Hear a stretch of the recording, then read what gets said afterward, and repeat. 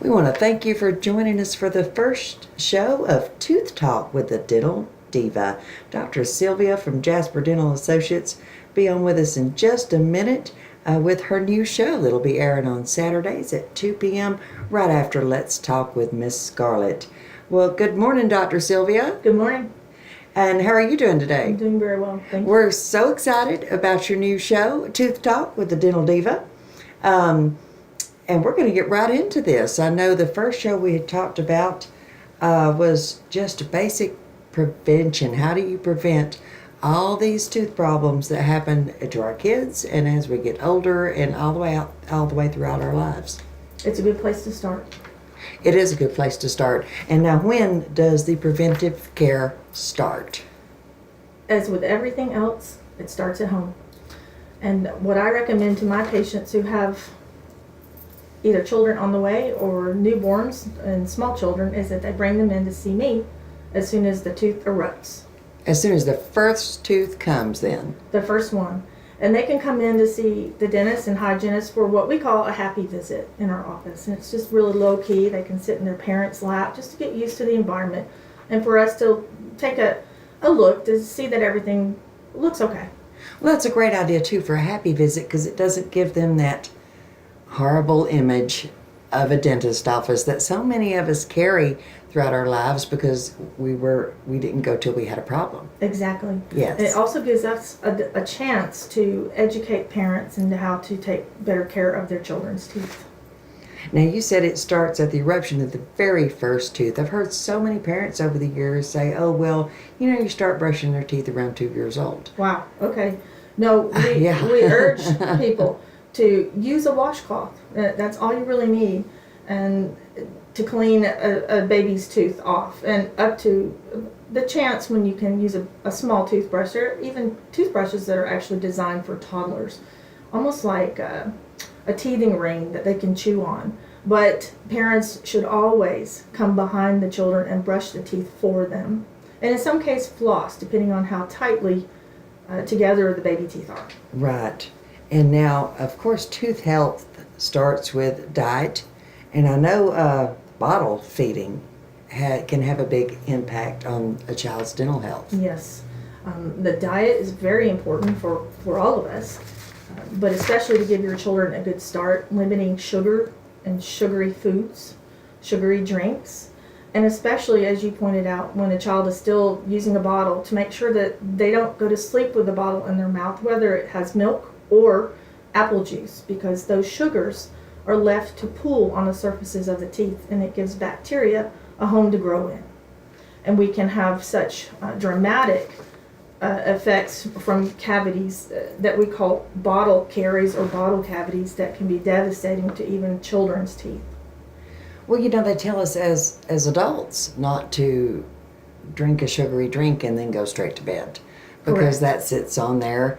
So, that milk would be the same thing. Right, milk has sugar too. And just because they're baby teeth doesn't mean you shouldn't take care of them. They're very important. They do a few things besides help child digest food. They also hold a place for the adult teeth that erupt behind them. And if they have cavities, they're holding bacteria in the mouth that can affect the new adult teeth that come in after them. And if you have to have those baby teeth removed before it's time, it affects the space provided for the permanent teeth to come in, correct? And it can also, children can have cavities that require children's root canal therapies and crowns and other means of restoring their dentition or teeth that can be very painful and costly. It's always less expensive to prevent problems in dentistry. That was one of the topics I was going to bring up to you is prevention is, people say, oh, it costs so much to go to the dentist. And that's why a lot of us, as I said, you don't go till you have a problem. And then it's just a bad experience because you're always at the dentist when there's a problem, not for the happy visit you talked about. But it's a whole lot cheaper to pay for those routine visits than it is to pay for the extreme care that you might need later if you don't take care of them. You're right. Even when children develop and begin having adult teeth in their mouth, it's always less expensive to address any problem as you see it with a small filling than it is to let it go and become something larger, like a root canal therapy or painful abscess that requires more expensive treatment. Now, another thing we need to talk about with prevention is, well, we all know genetics has something to do with our dental health, and we'll get into that in just a minute. But what else can we pick up, either habits from our parents or just things from our environment that can affect our dental health? Well, you're exactly right about getting things from your parents. In addition to having genetic propensities or disposition for certain diseases, you inherit the bacteria that your parents carry in their mouths. Because when you are an infant or a small child, the parent is nurturing you and kissing you, and those bacteria or the bacteria from the parent's mouth is transferred to yours. So you will populate your oral cavity with bacteria from your parents. And if they have a tendency to tooth decay or gum disease, you may actually have both the bacteria that causes it and then their body's reaction by genetics to respond to that bacteria in a certain way. Does that make sense? Well, it does, and this is not anything you're doing wrong, folks. It's just what happens. The child's in your home. It's a part of life to kiss our It babies. is a part of life to kiss our babies, for you to put your lip on their spoon of food to make sure it's not too warm before you right. put it in their mouth. You know, that's being a parent, and that's just things that... So, in addition to diet, and we can control that, we can limit the sugars that children eat. We have to brush their teeth or remove mechanically any of the bacteria that is growing on the surface of the teeth and the tongue. So there are some things that we can control even though we have inherited certain responses from our parents. Right, you can help strengthen We can. your teeth and your mouth from the genetic or environmental thing you might Exactly. face. One of the most important things to strengthen our teeth is fluoride. And most water systems are fluoridated, including ours here in Jasper and Pickens County at large, I believe. But I know definitely Jasper is, and you can get the information online about the level of fluoride in our drinking water. And that level is recommended to be 7 parts per million. And I believe that's exactly what Jasper has. If you learn that the fluoride in the water the child is drinking isn't at that level, which prevents decay at the same time while reducing chances of spotting the teeth, which is called fluorosis, you can supplement. Your dentist can prescribe supplemented fluoride. I'm stumbling now.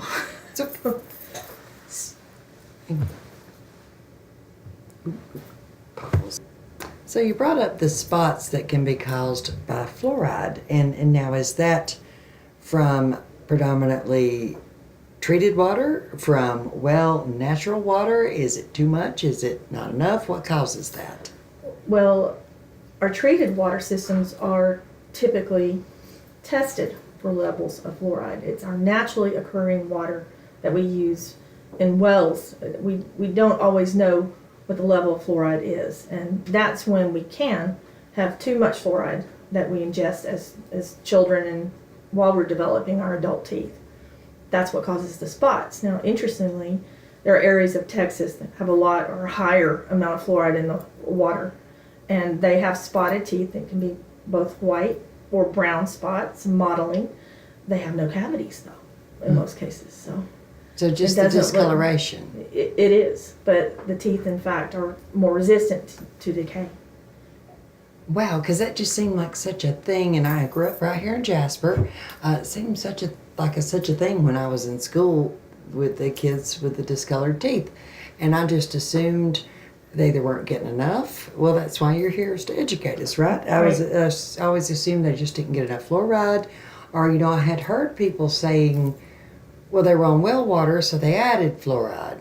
Oh, I'm not aware of that, but if they're adding fluoride without really testing to see what levels are in place, then they could take in too much. But our systems here are tested, and we are aware of what the level is. there may be, and I don't know this, but there may be a way to have your well water tested. That's something I simply don't know. And I'm not aware of having high levels of fluoride here in Pickens, but I just haven't done any research on that. Well, I had the assumption that the fluoride wasn't in water unless somebody put it there. So, we learn something new all the time. I did not know it was naturally occurring. I thought it had to be added or, you've supplemented with the fluoride toothpaste or what have you, if you had natural water. And I think that may be what a lot of people think, because that's basically what I grew up thinking in this area, that you didn't have it if you had the natural water, but you can actually, you run a chance of having more in that than you do the city and county water, because they put in what we're supposed to have. They control it. Right. And they don't control the natural stuff, do they? All right, so fluoride is super important, but at the right levels. Correct.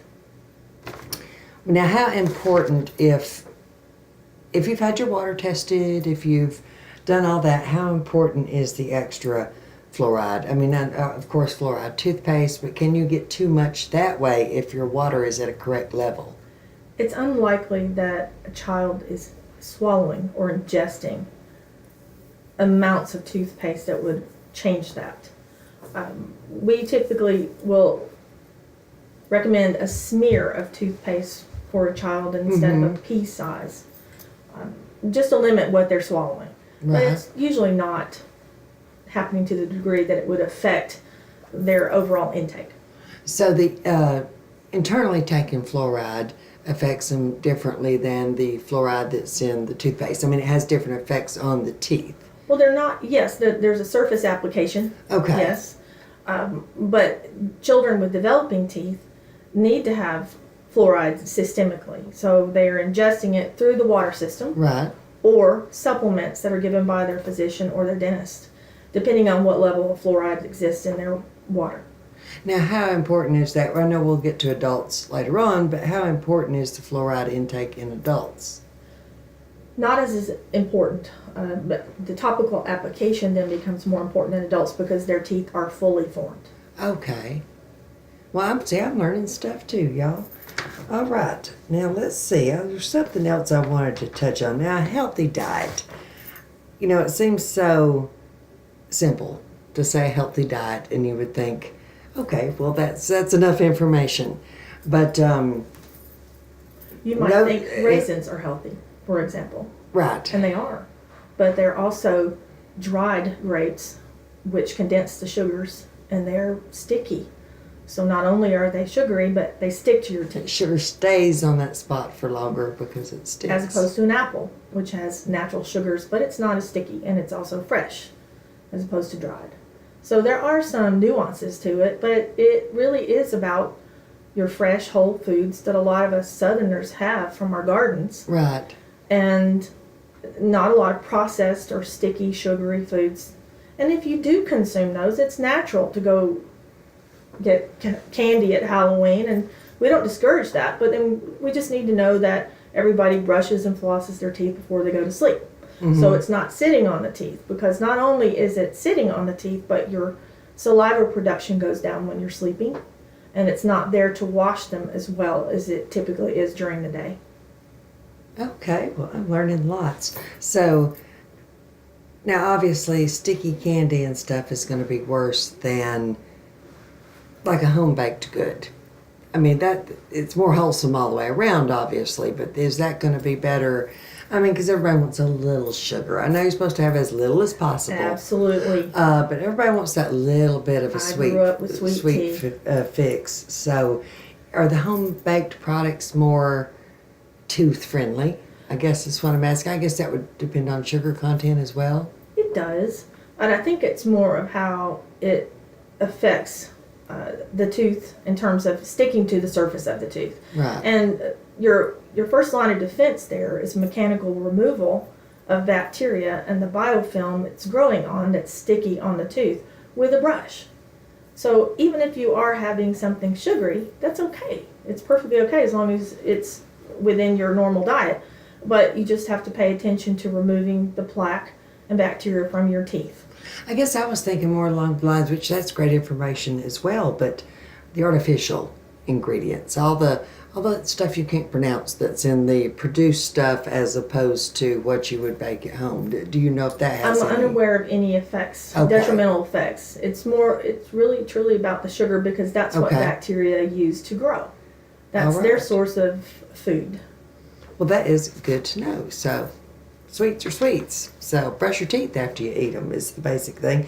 And don't let sugary sodas and stuff sit in your mouth. Go drink it and go brush your teeth. And it's the best time to drink a sugary drink is while you're eating or at dinner, rather than sipping on it all day long.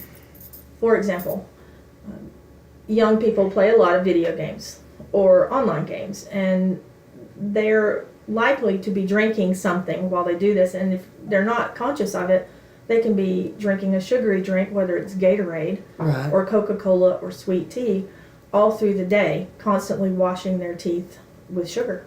They're just bathing it in it all day long by sipping. If you're Correct. going to have a sugary drink, if you're craving that, drink it, get it over with, and then clean your teeth off. That's right. You know, I had a dentist tell one of my children that one time that you're absolutely just bathing them in Mountain Dew. Stop. You know, if you're going to drink one, drink it, get it over with. Don't sit there and sip on it for hours because then that's just a 2-hour bath. You're giving the bacteria a lot to eat. Yeah, and it's just staying there, and ugh. It was always just kind of gross to me. But now, cavities. Now, this is the biggie. Well, You know, we've talked about fluoride, a healthy diet, little sugar, holding the bottle at night from babies, always to prevent cavities. and even after doing all of those things, most of us have decay in some form or another. In the grooves of the teeth, which we call pit and fissures, a certain bacteria causes cavities. We can prevent a lot of this by sealing the grooves. When we see children at the age of 5, 6, as they're beginning to have adult teeth erupt, as soon as we can see them, we can seal them. And a sealant is a plastic-like product that's in liquid form, and we flow it into the grooves of the teeth. Then we apply a light that causes it to cure or harden, and it seals the tooth structure off from the cavity-forming bacteria. Because if you don't have this, the bacteria are so tiny they can actually get into the grooves of the teeth, and you can't remove it because they're smaller than one bristle of a toothbrush. So even with the best oral hygiene, if the bacteria get into the grooves of the teeth, they can stay there and cause cavities. Now, in our practice, we try to seal teeth and reseal teeth as often as we need to keep them safe. But sometimes, no matter what we do, a little cavity will form. And it's best if we can catch it at early stages because we can keep the filling very small and use another tooth-colored product to fill them. We have to clean the bacteria out, make sure that we've removed it all, and then fill the tooth back up and seal any grooves that aren't affected by the cavity. And again, it costs less when we can catch it at that stage. And now you mentioned it being a smaller cavity so you can fill it with the tooth colored. Now, is there a point where they're too large to use the tooth colored filler and you have to go with the metal look or what have you? We've actually moved away from amalgam or the Okay. silver fillings that you're mentioning, and most of our products are tooth colored. The larger the cavity is, it may require a different type, and then at some point, if it takes up a lot of the tooth structure and weakens it, a tooth, whether it's a baby tooth or an adult tooth, may need a crown, which covers the entire tooth structure to support and protect it. But when they're newer fillings, or we can control it by catching it at an early stage, we can usually make those very small. Well, I know when I was young, you know, it was always the big silver fillings. And if you got it you know, it had to be somewhere where it showed when your mouth was open. Well, that was just how it was, and it was just going to show forever. So it's great to have those options. We do. Amalgam is a good filling material, and it's been a very inexpensive solution to cavities for a long time, and it can still be, but most people prefer to have their teeth restored with tooth-colored materials these days. Well, now to recap on some things, prevention starts with the eruption of the first tooth. No matter what grandma says, don't start till they're 2 years old or any of that. Once that first tooth starts popping up, you got to start caring for it. Yes. And as Dr. Sylvia said, you know, start with a wash rag, something real soft, just go in there and clean that off. And so important not to Leave a bottle in the mouth. leave the bottle in the mouth. Y'all remember that one? Because I'd always, you know, I guess I just kind of figured that. I never put mine down to sleep or whatever with a bottle. Just didn't think that was, I'm not going to go to sleep with liquid in my mouth where I've been drinking something. So I just never did it with mine. Pacifier is a good way for them to still suckle Right. and help them fall asleep without endangering their teeth at that point. And the pacifier can be taken away ultimately and shouldn't cause any problems with eruption or bite, as a thumb sucking habit might, for example. What, now that you brought up the pacifier, at what point, I mean, you said there's really no damage. Is there a point where they've got too many teeth and the pacifier can cause damage? No, because as the first molar usually erupts when the child is 6, and so we're well beyond Okay. when we have more teeth in the mouth to that degree. Your front teeth usually fall out and come in early when you can see that happen or remember it when your children were little. Right. And you're not using a pacifier for much longer than a year or two as a child is developing. Well, you always heard, pacifier will ruin their teeth and a pacifier will ruin the teeth. And, you know, you think about it, it's so soft and rubbery. I always wondered how that could really, because it seems like that's going to mold to the teeth more than them moving to accommodate They can chew on it. They can't chew on a thumb. Right. Okay, so genetics as well as environment, you don't forget that, because whatever genetic problem you might have, your kids might pick it up. Whatever environmental thing you might have, just different bacterias and stuff, your kids can pick that up as well. So chances are, if you're experiencing some If you've certain... had a history of tooth decay or gum disease, then your children, your offspring, may also have a genetic predisposition to have some of the same problems. So if you're aware of it, you can help them a little bit better than perhaps you were helped as a child. Right, and genetic or environmental, as you Correct. said. So it's just a little heads up. So if you have something going on, you can kind of count on the fact that they might too, and take more preventative measures, which is the fluoride and the brushing and the flossing. Now, how important is flossing really? Well, flossing is very important. It's the only way you can remove the bacteria between the teeth. And when the teeth are up against one another or contacting, your toothbrush can't reach those areas. So flossing is important, even with children. As a parent, if the children's teeth are tightly together, as baby teeth are often, a parent needs to floss the teeth for them. Now, there's a toothbrush made by Philips called Sonicare. And it is, as far as I can tell, the best one out there because it has a different action. It has a sonic action in addition to the brushing that can blast between the teeth. And there are videos online that describe it or illustrate it. My dad actually has one. And they're fantastic. There are children's versions of those made as well as adults. And depending on the age of the child, a child can use an adult Sonicare toothbrush.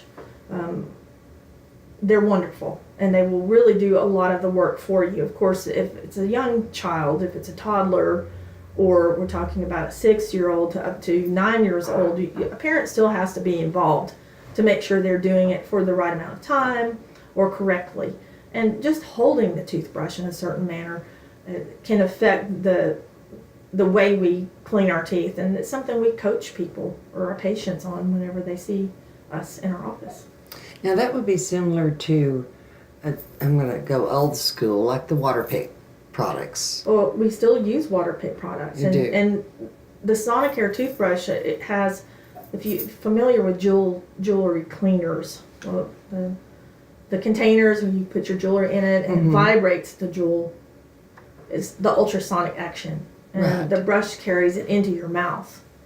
It's hard for me to describe, but it Okay. really makes a big difference in removal of the bacteria and plaque. Well, I want to say too that I grew up watching there was a Waterpik in the house. Now Daddy's got the Sonic thing that he uses.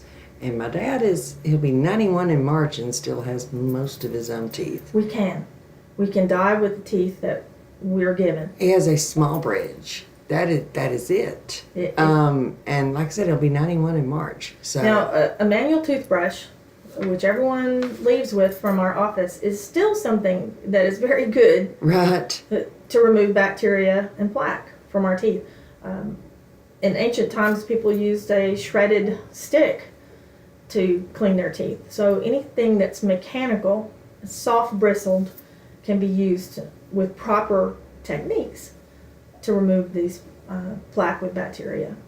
But yeah, like the electric toothbrushes and stuff, which they're great, as you said, with proper supervision with a child, because I have actually, made my gum a little sore, or raw, I guess I should say, from one of those. And I picked up one time. There was no way I would turn a child loose with that in their mouth. They would be so sore they couldn't eat. So make sure you watch them, get the proper one for them.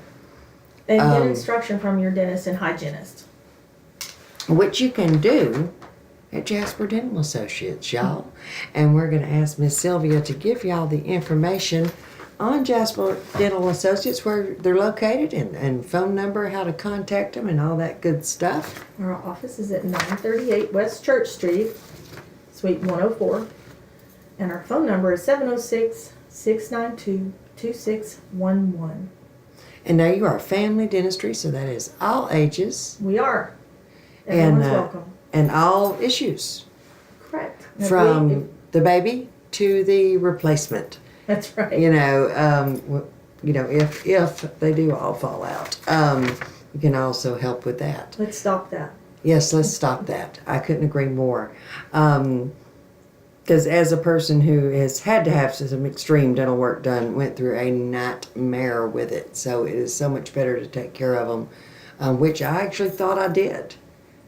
While you're young, take care of them. Take care of your children's teeth. It will affect their entire life. Indeed.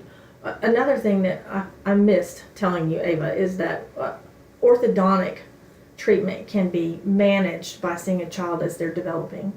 If we recognize that there's not enough room for the teeth that are coming in, or their skeleton's not growing fast enough. So it's another intervention that we can make if children come to see us when they're still young. Right. Go ahead and address it before it becomes an issue, because you can x-ray and see what's coming. Well, and orthodontists now have ways to treat that can reduce the amount of time they're in actual braces. And there are appliances they can use initially to affect the way teeth are coming in and the jaws are growing. And it can limit the amount of time and expense of a child being in braces. So that's another preventive. Right. As y'all can see, we're going to have plenty to talk about on these shows, because we have only scratched the surface on the notes we wrote down the other day. But we want to thank Dr. Sylvia. Don't worry about it. I get tongue tangled too. Thank Dr. Sylvia for coming in and sharing with us today on Tooth Talk with the Dental Diva. And we hope you'll join us every Saturday afternoon at 2 p.m. for our program. Y'all have a great day, and keep it right here on your hometown radio station, WYYZ Jasper. And one more time with that office phone number for Jasper Dental Associates. 706-692-2611.